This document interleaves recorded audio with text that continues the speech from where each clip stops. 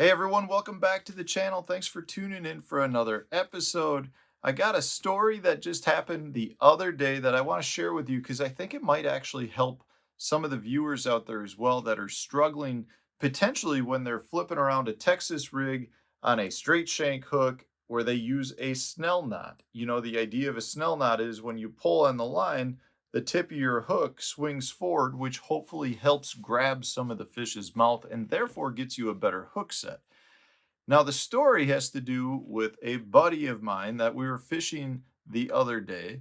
We were fishing right here on the river. We were catching a lot of fish just flipping around with Texas rigs. He was specifically throwing a chigger craw on a half-ounce weight with a straight shank hook and a snell knot. And after missing his first 4 or 5 bites, we started talking about the straight shank hook versus the EWG style hook that I was using, and I hadn't missed many fish. I think I missed one fish. We had about the same number of bites, but my hookup percentage was much better. So obviously the conversation turned to, well, I'm using EWG style hook and he's throwing a straight shank hook. Is there a problem there? So we started talking, we talked about that for a while. And eventually, I actually looked at his bait, and I gotta tell you guys, I recognized something right away that was the issue with respect to why he was missing fish. It had nothing to do with the straight shank hook. It had nothing to do with the fact that he wasn't throwing an EWG style hook. It had to do with a snell knot. And specifically, the snell knot was not tied properly. So I want to break this down for you, but before I give you the little tip that makes a world of difference anytime you're using a snell knot, I do want to remind you guys that I've got a members only portion of the channel. So if you're looking for some good tips like this, maybe some additional content from me, check out the members only page. We do monthly live streams. We do a bunch of additional videos every month for anglers. It really is a valuable tool if you're looking to learn a few extra tips. Also, if you want to support the channel in other ways, please go to my tackle warehouse link to purchase tackle. The affiliate link I'll put in the video description for you guys. So if that's something that you want to do, that would be absolutely phenomenal. You can bookmark that link too for future purchases if you don't want to have to think about it in the future. All right, so to get back to this instance, the snell knot was the issue, and I want to tell you specifically what the issue was. It had to do with the fact that he tied his knot backwards.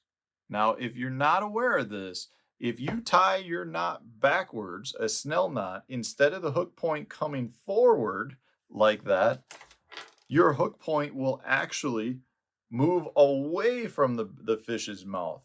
So in this case, I tied this one backwards just to show you the difference. So you can see the point actually tucks back in underneath the hook shank. Now, if you don't believe me, I'm going to do it for you right here. I'm going to tie, I've got some braided line here. I've got a straight shank hook. I'm going to tie a snell knot and do it quick for you. And you're probably not going to be able to see the exact line, everything I'm doing. I've got videos showing you how to tie a snell knot if you'd like. But basically, this is the way I do it. I always hold the hook point up. You take your line, you go through the top of the eye, just like that. You go back through the top of the eye. So you make a loop just like that. I've got a loop. I've got my tag end. I always run my tag end along the shank of the hook. I take my loop and I'm going to do 5 wraps around the hook, 5 wraps, and include your tag end in that. So I'm just doing 5 wraps. There's number 5. Pull it up under the hook keeper. And then I grab the tag end, slide it down. So right there, there's a tied snell knot. If I take a weight and put this on this from the other end of the line, so you can see if I put pressure on that, and I haven't cut the tag end off, but if I put pressure, the hook point juts forward with any pressure. So that's what you want out of your snell knot. Now, if I were to take another straight shank hook, another piece of braid, and tie it backwards. So all I have to do to tie it backwards is instead of holding my hook up, I rotate it, hold the hook down, and do everything the same way I just did it. Go through the top of the eye, come back through it, get my loop. So I've got my tag end, I'll run that along the shank of the hook, loop, go 5 times around. 1, 2, 3, 4, and 5. Hold my line. I'm going to pull my tag end, pull the knot tight. There's my snell. I'm going to add a weight to it. And you can see I just tied it backwards. But all I did to tie it backwards was have my hook in the opposite direction. That's how easy it is to tie it backwards. So if you're not paying attention to that or not aware of that, you may actually be tucking the hook point underneath the bait and therefore not coming in contact with the fish's mouth as well.